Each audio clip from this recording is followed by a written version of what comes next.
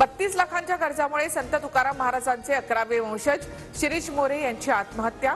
32 लाखाचं कर्ज असल्यामुळे आत्महत्या केल्याचं आत्महत्येपूर्वी लिहिलेल्या चिठ्ठीमधून स्पष्ट।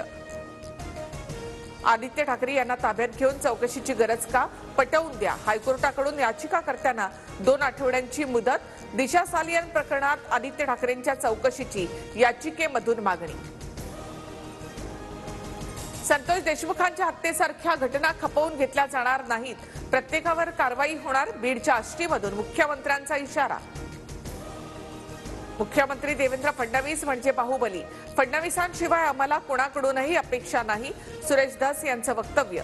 मेरे पास देवेंद्र फडणवीस है, धस यांचं विधान।